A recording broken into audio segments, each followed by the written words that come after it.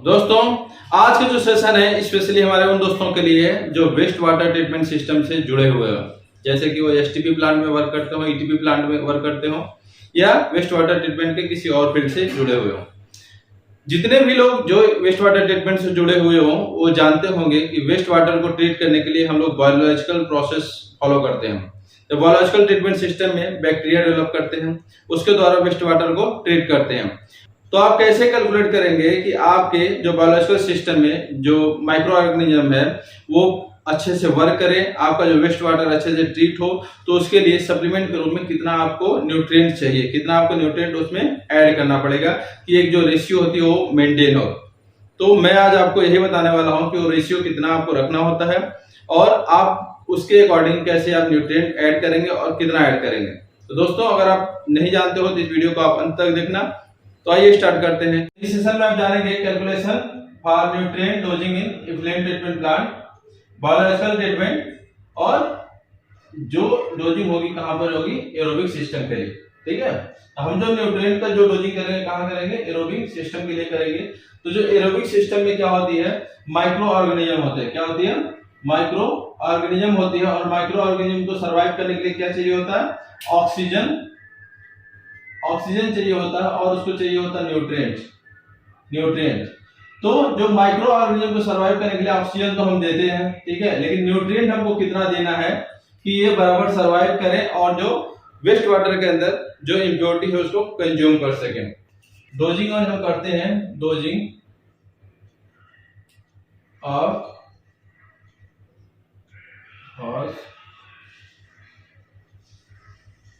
Phosphorus and nitrogen in form of urea and DAP। तो जो aerobic system में जो माइक्रो ऑर्गेनिज्म है उसको हम जो न्यूट्रिएंट सप्लाई करते हैं वो यूरिया और DAP देके हम उसको न्यूट्रिएंट सप्लाई करते हैं। तो यूरिया और DAP को जो हम उसके अंदर जो ऐड करते हैं न्यूट्रिएंट के रूप में, तो इसमें हमको क्या मिलता है? नाइट्रोजन और फास्फोरस मिलता है। तो जो एरोबिक सिस्टम के लिए जो रेशियो होती है वो होती है, जैसे देखा जाए तो COD और जैसे आपके उसके अंदर और नाइट्रोजन और फास्फोरस कितना होना चाहिए। तो COD कितना है तो नाइट्रोजन कितना होना चाहिए और फास्फोरस कितना होना चाहिए, इसको मैं आपको बता देता हूँ। तो देखिए, COD मान लीजिए अगर आपका 100 है, COD आपका 100 है तो नाइट्रोजन उसके वर्सेस होना चाहिए 5 ppm और फास्फोरस होना चाहिए 1 ppm। ये रेशियो क्या होना चाहिए? मेंटेन होना चाहिए। तो नाइट्रोजन हमको किससे मिलता है? नाइट्रोजन हमको मिलता है यूरिया से और मिलता है DAP से, ठीक है। और जो फास्फेट किससे मिलता है? DAP से मिलता है। तो मान लीजिए अभी हमारे पास एक डाटा है कि अगर हमारा जो फीड हमारा हो रहा है, यानी कि जो Q है वो है 10 मीटर क्यूब पर हावर, ठीक है, और उसकी जो COD है वो है 1500 ppm। तो इसके लिए हम कैसे जो रेशियो हो मेंटेन करेंगे और कितना ppm आता है इसके वर्सेस अगर COD इतनी है तो नाइट्रोजन कितना ppm होगा और फास्फोरस कितना ppm होगा और क्वांटिटी कितना हमको ऐड करना पड़ेगा यूरिया और DAP की, वो निकाल लेते हैं। तो सबसे पहले हम लोग रेशियो निकाल लेते हैं। अगर COD 100 था तो नाइट्रोजन 5 ppm चाहिए था और फास्फोरस 1 ppm चाहिए था। और वही मान लीजिए COD 1500 ppm है तो हमको नाइट्रोजन कितना ppm चाहिए और फास्फोरस कितना ppm चाहिए, ठीक है। तो हम लोग पहले ये रिक्वायर्ड कर लेते हैं कितना ppm हमको चाहिए। रिक्वायर्ड डोजिंग न्यूट्रिएंट, डोजिंग की हमको कितनी ppm रिक्वायरमेंट है। अगर फास्फोरस को हम लोग देखते हैं, फास्फोरस हमको कितना चाहिए? 1% चाहिए होता है। तो 0.01 इंटू 1500 कितना आ जाएगा? ये आ जाएगा आपका 15 ppm आ जाएगा। वही अगर हम लोग नाइट्रोजन का देखते हैं तो नाइट्रोजन कितना चाहिए हम लोग को? 5% चाहिए होता। तो 0.05 इंटू 1500 तो कितना आता है हमारा? 75 ppm आता है। तो अभी हम लोग देख लेते हैं हमारे पास जो डाटा है, केवल हमारा Q है 10 मीटर क्यूब पर हावर और उसकी COD है 1500। तो हमारा जो इस रेशियो के हिसाब से COD और नाइट्रोजन और फास्फोरस देखा जाए तो हमारा हो जा रहा COD 1500 है, 1500 है। तो हमारा जो नाइट्रोजन आ रहा है वो 75 ppm आ रहा है और जो फास्फोरस आ रहा है वो 15 ppm आ रहा है। इतना हमको जो रेशियो है वो मेंटेन करना है। इतना तो आपको समझ में आ गया। अब देख लेते हैं कि इस रेशियो को मेंटेन करने के लिए हमको कितना यूरिया ऐड करना पड़ेगा और कितना DAP ऐड करना पड़ेगा। हमारे पास इतना ppm आ गया। तो अब हम सबसे पहले हम लोग DAP का कैलकुलेशन करते हैं, इसका DAP का, कि DAP हमको कितना चाहिए। तो DAP डोजिंग कितना होना चाहिए। DAP का डोजिंग निकालने के लिए आपको क्या, जिसका जो फार्मूला क्या है, इसका है कि मॉलिक्यूलर वेट ऑफ DAP और molecular weight of phosphorus into required phosphorus. तो हमको क्या मॉलिक्यूलर वेट पता होना चाहिए। तो मैं सबसे पहले मॉलिक्यूलर वेट सबका लिख देता हूं। तो देखिए मॉलिक्यूलर वेट, अगर देखा जाए DAP का मॉलिक्यूलर वेट होता है 132 ग्राम पर मोल। यूरिया का वही देखा जाए, यूरिया का होता है 60 ग्राम पर मोल। फास्फोरस का देखा जाए तो 31 ग्राम पर मोल। और वही नाइट्रोजन का देखा जाए तो 14 ग्राम पर मोल होता है। ठीक है, तो सबका मैंने ये मॉलिक्यूलर वेट लिख दिया। तो इससे अब आपको आसान हुई निकालने में। मॉलिक्यूलर वेट और DAP का देखा 132, इसका और ये देखा जाए फास्फोरस का कितना है 31 इनटू रिक्वायर्ड फास्फोरस कितना चाहिए हमको 15 ppm चाहिए, 15 ppm चाहिए। इसको जब हम लोग कैलकुलेट करते हैं तो देखते हैं आता कितना 64 ppm। 64 ppm DAP निकल गया कि इतना ppm हमको DAP डोज करना पड़ेगा और जो COD है 1500। तो लेकिन हमको क्या निकालना है कि DAP की क्वांटिटी कितनी लगेंगे। तो क्वांटिटी और DAP की देखा जाए तो DAP क्वांटिटी निकालने के लिए हम लोग क्या करेंगे, कितना ppm हमको रिक्वायर्ड है वो हम लोग डाल देंगे। तो 64 ppm आएगा यहाँ पे इनटू कितना जो फ्लो रेट था 10 मीटर क्यूब पर आवर था, तो ये 10 मीटर क्यूब हो गया। ठीक है, इसको हम लोग क्या केजी में हमको कन्वर्ट करना है। तो इसको हम लोग क्या करते हैं, अभी जो ppm है ppm को kg पर लीटर में कन्वर्ट करते हैं। इसको kg पर लीटर में कन्वर्ट करेंगे तो आप देख लेना 0.4 टाइम 0 639 आता है। और इसको मीटर क्यूब को अगर जब लीटर में कन्वर्ट करते हैं तो पता ना 1000, 1 मीटर क्यूब में 1000 लीटर होता है।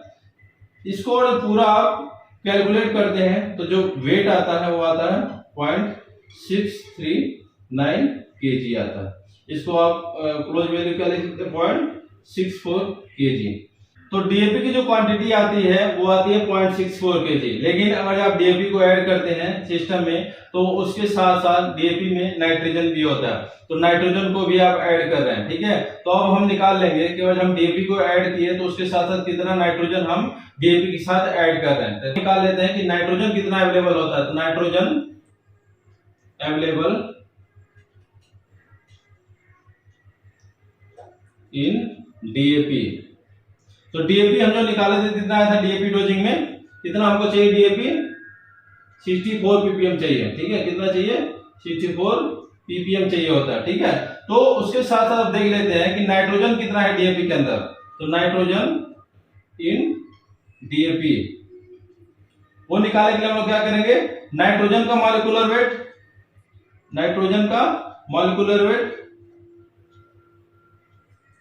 अपॉन क्या होगा DAP का मॉलिक्यूलर वेट इनटू कितना ppm हमने जो DAP को डोज किया। तो DAP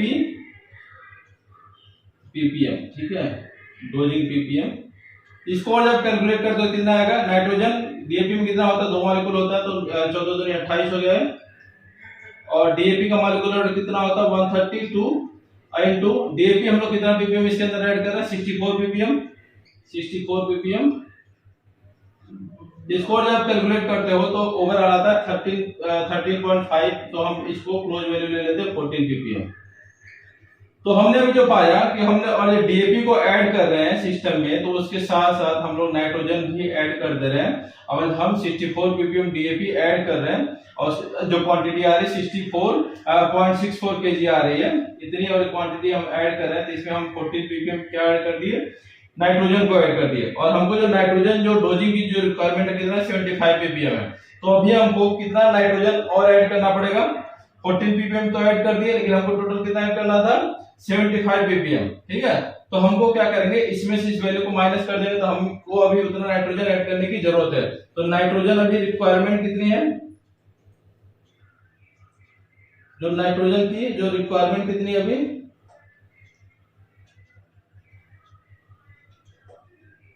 तो ये एक्चुअल जो वैल्यू है 75 ppm माइनस अभी जो वैल्यू है जिसको हम लोग ऑलरेडी ऐड कर दिए डीएपी के फॉर्म में, तो ये जो वैल्यू आती है 61 ppm। तो हमको नाइट्रोजन जो ऐड करनी है वो 61 ppm अभी और ऐड करनी है, तो हमारा जो रेशियो है इतना ही मेंटेन होगा। तब हम लोग जैसे डीएपी का कैलकुलेशन किया उसी हिसाब से अब हम लोग नाइट्रोजन का कैलकुलेशन करें। तो नाइट्रोजन के लिए हम लोग क्या ऐड करते हैं, यूरिया ऐड करते हैं। ठीक है, तो यूरिया डोजिंग कैलकुलेट करेंगे। यूरिया डोजिंग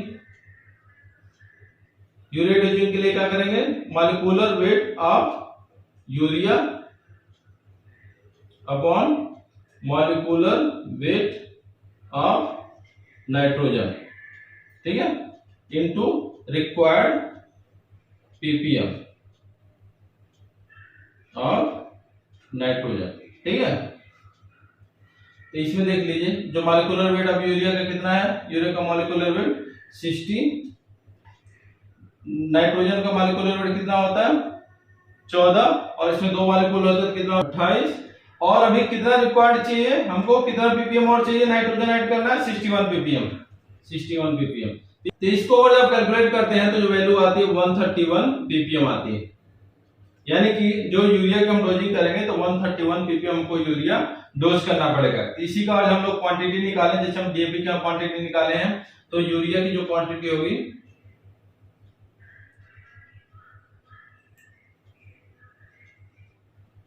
क्वांटिटी हो जाएगी, ये आएगी 131 इनटू क्या होगा, ये जो फ्लो हमने यहाँ पर लिखा था क्यूब, तो वो 10 मीटर क्यूब हो जाएगी। और इसी हिसाब से इसको पूरा कैलकुलेट करते हैं, तो जो वैल्यू आती है वो आती है 1.31 kg। तो अभी देखिए जो ओवरऑल अपना जो रिजल्ट क्या निकाला था हमको कि 100 सीओडी पे 5 नाइट्रोजन चाहिए और 1 फास्फोरस चाहिए। तो अगर हमारी सीओडी है 1500, तो हमको नाइट्रोजन कितना 75 ppm चाहिए और फास्फोरस हमको चाहिए 15 ppm। ठीक है, तो नाइट्रोजन हमको 75 ppm डाला है, फास्फोरस 15 ppm डाला है, तो कितना हमको यूरिया डालना पड़ेगा और कितना डीएपी डालना पड़ेगा, क्योंकि यूरिया से हमको नाइट्रोजन मिलता है और जो डीएपी से फास्फोरस और नाइट्रोजन दोनों मिलता है।